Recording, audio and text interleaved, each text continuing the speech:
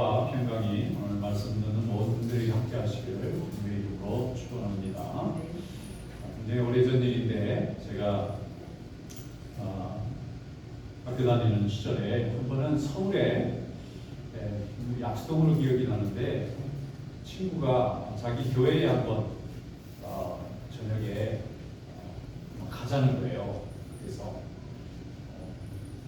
무슨 일이 있느냐 그랬더니 연극 공연을 한다는 거예요. 그래서 따라가기로 했어요. 버스를 타고 이렇게 어디 이제 구석을 이렇게 가다 보니까 지금 교회가 나오더라고요. 저녁 시간이 됐는데 교회에서 거기 청년들을 또 이제 고등학생들이 모여서 성극을 하는 거예요. 드라마를 해요. 거기 연습을 많이 해서 각자 배역도 맞추고 조명도 멋있게 프로는 아니지만 교회에서 하는 드라마 치고는 굉장히 수준 높은 그 드라마를 만들어서 그 주변에 있는 젊은 사람들을 많이 초청해서 멋있는 공연을 하는 겁니다. 근데 내용을 보니까 오늘 우리가 읽게 될 이 누가복음의 8장에 나오는 예수님의 비유를 이제 각본을 써가지고 연습을 해서 음악, 조명, 무대 다 이렇게 의상이랑 만들어서 분장도 하고 굉장히 멋있게 이렇게 드라마를 올린 거예요. 쭉 보다 보니까 내용이 어떠냐면은 예수님이 회당장의 딸을 이제 고쳐주신 거예요. 아이가 거의 죽을 병에 걸려서 죽게 되었는데 이 아버지가 아이의 병을 낫게 하기 위해서 예수님을 찾아갑니다. 예수님 굉장히 분주한 가운데 계세요. 여러 병자를 고치고 귀신도 쫓아내고 굉장히 바쁜데 자기 딸이 이제 거의 죽을 지경에 됐기 때문에 예수님이 오셔서 좀 빨리 고쳐달라고 간절히 매달리는 거예요. 그러니까 예수님이 그 자식이 죽어가는 것을 볼 수 없어 하는 이 아버지의 심정을 이제 이해하시고 그러면 같이 가자고. 이래서 이제 제자들을 데리고 그 회당장의 집에 그 아이, 죽어간 아이를 이제 고치시러 가는 겁니다. 가다 보니까 가는 도중에 이제 그 집에서 사람이 와서 이런 죽었다. 아이가 죽었으니까 이제 예수님이 오셔도 소용이 없습니다. 그런 얘기도 전하고 이러면서 이제 도착을 했는데 아예 예수님께서 아이를 살려놓는 겁니다. 아예 일어나라. 날리다고 이렇게 세워놓고 살아났어요. 그러니까 사람들이 깜짝 놀라서 죽은 사람을 살리는 일은 본 적이 없다. 그리고 사람들이 난리가 납니다. 주변에 소문도 엄청나게 나고 사람들이 구름대같이 몰려오고 그러자 예수님이 병자 고치는 일로 유명해졌는데 이제 죽은 사람까지 살리니까 난리가 난 겁니다. 집이 사람들은 발 디딜 틈이 없는 거예요. 근데 예수님이 아이한테 이제 먹을 것을 주라 하시고 가셨는데 나중에 아이가 깨어났는데 사람들이 너무 몰려다니니까 먹을 걸 주는 사람이 없는 거예요. 아이는 간신히 기운을 차렸는데 부모도 사람들이 끌고 다니지 기적을 봤다고 사람들이 온통 몰려오지 우리식으로 말하면 온갖 언론 매체들이 다 달려들어서 인터뷰하고 거기에 파티가 벌어지고 난리가 난 거예요. 근데 아이가 쫄쫄 굶다가 그냥 도로 쓰러진 겁니다. 영국의 마지막에 도로 쓰러진 거예요. 아이가. 굉장히 충격적인 거죠. 그러면서 많은 걸 생각하게 하는 겁니다. 오늘 하나님의 말씀이 바로 우리에게 기적이 중요한 게 아니라 하나님이 살리시고 했던 생명이 더 중요하다는 걸 알려주시는 말씀이에요. 오늘 말씀을 통해서 우리 사역의, 우리 사명의 본질이 무엇인지를 깨달을 수 있는 좋은 은혜의 시간이 될 수 있기를 주님의 이름으로 축원합니다. 자, 오늘 하나님 말씀 주신 말씀 함께 읽어보겠습니다. 누가복음 8장 52절부터 55절 말씀 다 함께 주신 하나님의 말씀으로 우리 함께 읽겠습니다. 모든 사람이 나를 위하여 울며 통곡하매 예수께서 이르시되 울지 말라 죽은 것이 아니라 산다 하시니 그들이 그 죽은 것을 안으로 여겼더라. 예수께서 아이의 손을 잡고 불러 이르시되 아이야 일어나라 하시니 그 영이 돌아와 아이가 곧 일어나거늘 예수께서 먹을 것을 주라 명하시니. 아멘. 예수님께서 온갖 병을 고치시고 많은 사람들에게 이제 주목을 받던 사역의 시작식인데 많은 사람들이 날마다 예수님을 찾아서 병 고쳐달라는 사람으로 인상인해를 이룹니다. 그리고 십자가에 고침을 받으니까 입소문이 나서 지금같이 병원이나 의술이나 약이 변변하던 시절이 아니니까 사람들이 죽을 병을 고쳤다 하면 얼마나 사람들이 놀라겠습니까? 그래서 많은 사람들이 예수님 주변에 모여서 장사진을 이루고 있는 겁니다. 그런데 회당장 야이로라는 사람이 자기의 하나밖에 없는 딸, 둘도 없어요. 딱 하나밖에 없는 유일한 자식인데 지금 죽을 병으로 거의 목숨이 끊어지기 직전인 겁니다. 이 사람이 견딜 수가 없잖아요. 자식이 죽어가는 것을 바라보면서 고통하는 이 부모의 마음이라는 건 우리가 헤아릴 수가 없을 거예요. 그래서 이 야이로라는 사람이 단번에 달려서 예수님이 있는 곳까지 찾아옵니다. 그리고 예수님 앞에 무릎을 꿇습니다. 그리고 간절히 구합니다. 여러분, 자식의 생명 앞에서는 부모가 어디든 무릎을 안 꿇을 수가 없을 겁니다. 무릎을 꿇고 예수님 제발 우리 아이를 좀 살려주시기를 바랍니다. 그러면서 이 회당장이 사회적으로 꽤 지위가 있는 사람입니다. 꽤 높은 사람입니다. 많은 사람들에게 참으로 이렇게 존중받는 사람이에요. 그런데 그게 중요하지 않은 겁니다. 자식의 생명 앞에서는 부모가 주님 앞에 무릎을 꿇는 겁니다. 그래서 간청하면서 내 자식의 생명을 주님이 우리 집에 오셔서 안수해 주시면 살 수 있으니 우리 집에 한 번만 와주시기를 간절히 바랍니다. 그러면서 간절히 구하니까 예수님이 그러면 갑시다. 그래서 이 회당장 야이로의 집에 예수님이 이제 방향을 잡고 가시게 되었습니다. 제자들도 따라갑니다. 군중들도 따라갑니다.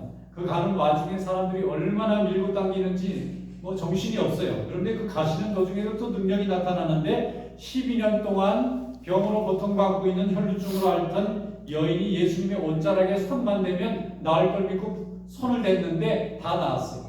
예수님이 누가 내 옷에 손을 댔느냐고 묻지 않으십니까? 그러니까 제자들이 이렇게 사람들이 밀고 당기는데 예수님 몸에 손을 대는 사람, 옷자락을 잡는 사람, 밀고 당기는 사람이 많은데 어떻게 이렇게 물어보십니까? 하고 오히려 질문을 하지 않습니까? 예수님이 대답하기를 내 몸에서 능력이 나갔다는 거예요. 그러니까 그 여인이 더 이상 숨길 수가 없어서 제가 예수님의 옷자락에 손만 대도 내 병, 12년간 누구도 고치지 못했던 이 고통스러운 병을 낫게 해주실 것을 믿고 만졌더니 정말 지금 나았습니다. 라고 고백을 하지 않습니까? 사람들은 더욱 놀랍니다. 예수님이 말씀한 것도 아니고 안수한 것도 아니고 뒤에 가서 옷자락만 만져도 예수님의 능력으로 병을 고침받으니까 사람들은 더 놀라서 예수님을 향한 그 간절함과 열망이 더욱 강건해지는 거예요. 그런데 한참 가시는 도중에 회당장의 집에서 사람이 왔습니다. 그리고는 회당장 아마 밑에 사람이겠죠. 자기 주인에게 말하기를 주인님, 우리 이제 예수님 오시라고 할 필요가 없게 되었습니다. 아이가 벌써 죽었습니다. 그러면서 슬픈 소식을 전합니다. 그러니까 아버지가 얼마나 고통스러웠겠습니까? 낙심하고 절망하고 예수님만 오시면 나을 줄 알았는데 예수님이 오시기도 전에 자식이 죽었으니까 이 아버지는 소망이 다 끊어져 버린 거예요. 낙심한 거예요. 자기 인생이 성질적 무너지는 고통을 경험하는 겁니다. 그런데 예수님께서 그 말씀에 멈추지 않고 되돌아가시고 죽었으면 안 가도 되겠구나 하시는 것이 아니라 그래도 가자. 그 아이를 봐야 되겠다. 그러면서 가시는 거예요. 그리고 그 아이가 죽은 게 아니고 잔다라는 거예요. 그 사람들이 이상하게 생각합니다.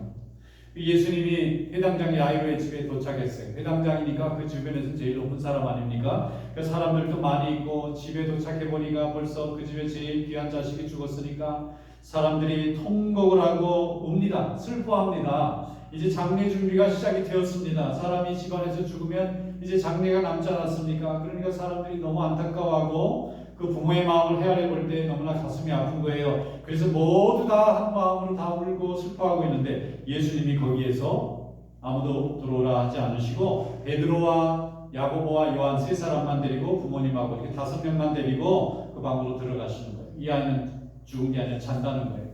그러니까 그 말을 듣던 사람들이 이상하게 생각합니다. 아니, 사람이 죽은 거하고 자는 것도 구분 못할까? 우리 예수님은 참 이상하시네. 우리가 죽었다고 얘기했는데 왜 잔다고 얘기를 하실까? 그런데 예수님이 들어가시더니 그 아이에게 일어나라 하고 아이 손을 붙잡아 일으키니까 아이의 이 성경에 보면 아이의 혼이 돌아왔다, 아이의 영이 돌아왔다 이렇게 되어 있어요. Spirit is returned 이렇게 되어 있어요. 영이 다시 돌아온 거예요. 그리고 아이가 일어납니다.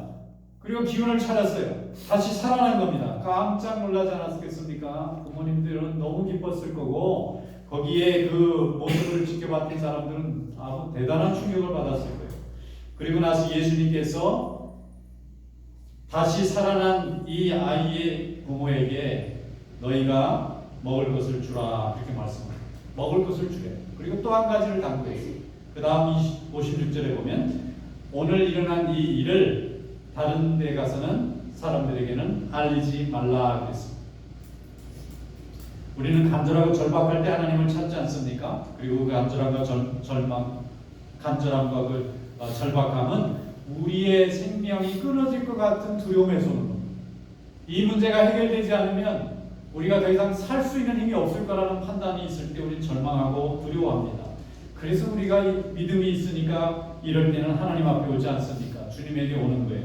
이 아버지가 열심히 하나님 앞에 와서 예수님께 부르짖었고 매달렸던 것도 이 아이를 잃어버리면 자기 인생이 끝날 것 같은 두려움 앞에 섰기 때문입니다. 예수님 앞에 온 겁니다. 방향을 아주 잘 잡은 거죠. 그렇게 해서 예수님에게 왔는데 예수님께서 그의 소원을 들어주셔서 아이가 살아났습니다. 병에서 고침받았어요. 여러분, 이것이 바로 예수님께서 우리가 간절할 때 구하면 들어주시는 특별한 은총인 줄로 믿습니다. 너무 긴박하니까 일반 은총으로는 안 되니까 하나님이 특별 은총을 내려주시는 거예요.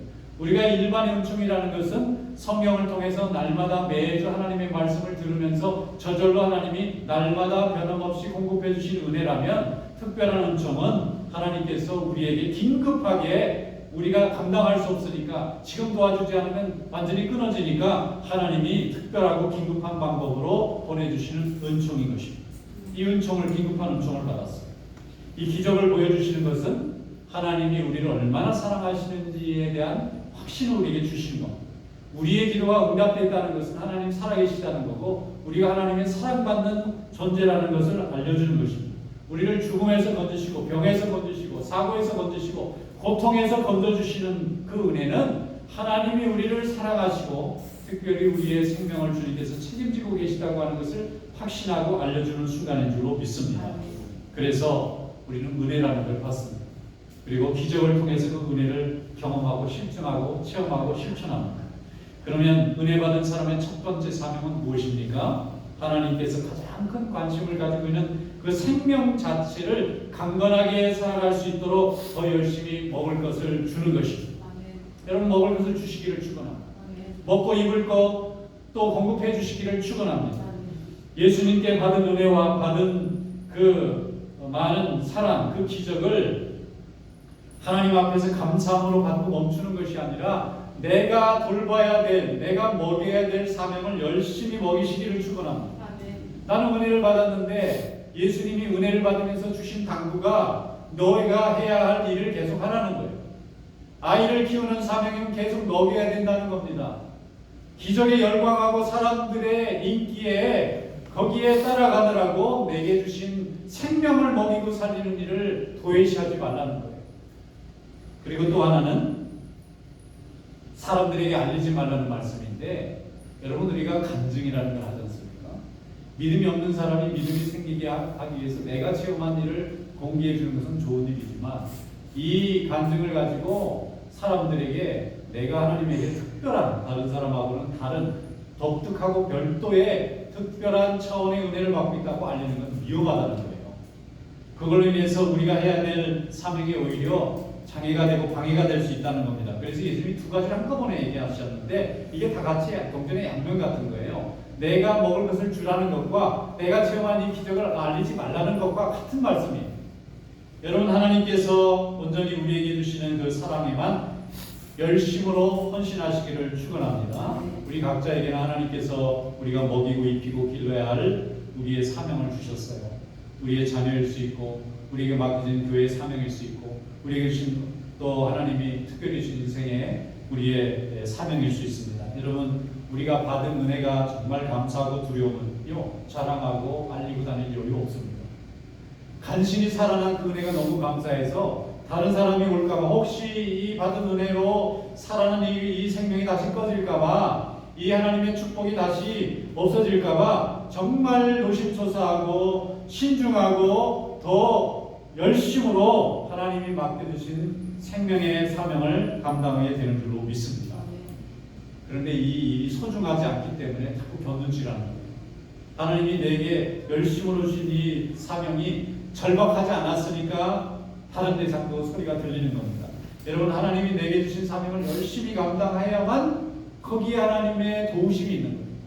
열심히 하지 않는 자에게, 간절하지 않은 자에게 하나님이 주시지 않습니다. 누가복음 9장 13절에 보면 예수님께서 베세다 광야에서 5,000명을 먹이시는 일이 있었어요. 근데 거기에서도 보면 예수님이 놀랍게도 똑같은 말씀을 하세요. 지금 5,000명이 먹을 게 없습니다. 지금 3일 동안 예수님 말씀 듣느라고 이 벌판에서 부흥회하느라고 먹을 걸 가져왔어도 다 없어지고 먹으러 갈 수 있는 거리도 환경도 아닌 상황이 되어버렸어요. 그래서 이걸 어떡하나 걱정하고 있는데 예수님이 놀랍게도 제자들에게 하시는 말씀이 너희가 먹을 것을 주라는 거예요. 분명히 예수님이 오병이어 사건으로 5,000명을 먹이시는 사건을 지금 앞두고 있는데 이상하게 예수님이 내가 너희들을 5,000명을 먹이겠다고 말씀하시는 게 아니고 너희가 제자들이 먹을 것을 주라. 그러니까 제자들이 예수님이 많은 사람을 어디서 많은 이 음식을 다 구할 수 있습니까? 저에게는 보리떡 5개와 물고기 2마리밖에 없습니다 라고 대답을 한 거예요. 그리고 마침 어린아이가 내놓은 작은 그 한 끼 식사의 양을 가지고 5,000명을 먹이시는 역사가 일어났는데 분명히 예수님이 기적을 행하셨음에도 불구하고 먹을 것을 주라고 하는 그 대상이 제자들이었다는 거예요. 예수님이 주겠다고 하시지 않고 너희가 저들을 먹을 것을 해결하라는 거예요. 이 말씀이 무엇입니까? 여러분, 생명을 살리고 먹이고 유지하고 회복시키는 모든 일에 우리의 사명이 있는 겁니다. 하나님이 주신 미션이 있는 거예요. 이것을 열심히 감당할 때 오병이어도 나타나는 거지 우리의 사명을 감당치 않습니다. 우리가 하는 일을 게을리합니다. 우리가 하는 일을 귀찮아하고 부담스러워하고 짐스러워하고 던져버리고 싶은 데에는 하나님의 응답이 없습니다. 우리가 열심히 자식을 키우고 가정을 지키고 교회를 부흥시키고 하나님의 말씀을 왕성하게 증거하겠다고 간절한 마음으로 기도하고 애쓰고 수고하고 눈물 흘릴 때 하나님이 문도 열어주시고 돕는 손길도 보내주시고 병도 없애주시고 우리의 모든 가정을 강건케 하시는 건데 우리의 사명은 내려놓고 하나님 앞에 기적만 바라보면서 하늘만 쳐다보고 있어서 기적이 임하지 않는다는 거예요. 간절함이 있는 곳에 주님의 도우심도 임하고 기적과 능력도 임하는 것입니다. 하늘만 바라보고 있으면 하나님께서 역사하지 않으세요. 기적은 간절히 자신의 맡겨진 일을 충실히 감당하는 자에게 그 엄청난 책임감이 스스로 감당할 수 없다고 주님이 판단하실 때 그 짐을 잠깐 덜어서 계속해서 그 일을 하실 수 있도록 하나님이 주시는 선물인 줄로 믿습니다. 그래서 우리가 축복이라고 합니다. 하나님이 우리와 동행하신다는 걸 체험하게 해주십니다. 하나님이 우리가 구할 때 응답해 주신다는 것을 깨닫게 실증할 수 있도록 실험할 수 있도록 경험하게 해주시는 겁니다. 여러분, 하나님의 은혜가 여러분과 함께 하시길 축원합니다. 하나님의 은혜와 기적은 항상 그 일을 열심히 감당하는 자에게 늘 동행해 주시는 하나님의 은혜인 겁니다. 능력만 바라볼 것이 아니라 하나님이 원하시는 우리의 생명, 우리가 기르고 키워야 할 우리의 사명, 복음, 하나님의 역사를 바라보는 성도들 될 수 있기를 축원합니다. 사도행전 1장 11절에 보면 예수님께서 승천하신 후에 제자들이 하늘만 쳐다보고 어디 갈 생각을 안 하고 하늘만 쳐다보고 있어요. 그러니까 거기에 천사 2사람이 제자들에게 왜 너희들은 하늘만 쳐다보고 있느냐? 왜 너희는 하늘만 쳐다보고 있느냐고 얘기해요. 너희 해야 될 일을 지금 더 하라는 거예요. 11절 말씀입니다. 이르되 갈릴리 사람들아 어찌하여 서서 하늘만 쳐다보느냐? 너희 가운데 하늘로 올려주신 이 예수는 하늘로 가심을 본 그대로 오시리라 하였느니라. 예수님은 예수님이 하실 일을 하실 겁니다. 그것이 기적이면 기적으로, 능력이면 능력으로, 구원이면 구원으로, 치유면 치유로 하나님이 역사하실 거예요. 그런데 우리가 해야 될 일을 열심히, 제자들이 해야 될 일, 복음을 전하는 일을 열심으로 감당해야 될 줄로 믿습니다. 예수님의 부활을 증거하고 복음을 전하는 사명을 열심히 충실하게 할 때 하늘의 기적이 임하는 은혜도 경험하게 될 줄로 믿습니다. 하나님이 살아계시나 기적은 언제나 우리 곁에 찾아올 것입니다. 하나님이 우리와 동행하시는 한 항상 주님의 능력과 기적은 체험되게 될 줄로 믿습니다. 다만 우리가 무엇을 해야 될지 우리의 사명을 깨닫는 것이 중요합니다. 날마다 주님의 일을 공급하는 성도들 될 수 있기를 축원합니다. 내게 맡겨진 생명을 날마다 공급하고 채우고 오늘도 충실하게 사명 감당하는 성도 될 수 있기를 축원합니다. 기도 응답을 많이 받고 자주 받고 능력을 많이 경험하는 분들의 공통점이 있어요. 그 공통점은 뭐냐면 간절하다는 거예요. 열심으로 뭔가를 위해서 기르고 먹이고 있다는 거예요. 자식이든 교회든 하나님의 일이든 그래야 하나님이 역사하십니다. 그러면 그것을 응답으로 하나님이 경험하게 해주십니다. 오늘 이러한 믿음의 응답과 축복이 여러분들에게 함께 하시기를 축원합니다. 고린도후서 9장 6절에 말씀하기를 이것이 곧 적게 심는 자는 적게 거두고 많게 심는 자는 많게 거둔다 하는 말이로다. 15절 말씀에 말할 수 없는 그의 은사로 말미암아 하나님께 감사하노라 해서 오늘도 하나님 앞에 날마다 성령 충만하고 주님께 영광 돌리며 충성하며 하나님의 동행하심을 날마다 맛보는 귀한 믿음이 되시기를 주님의 이름으로 축원합니다. 기도하겠습니다.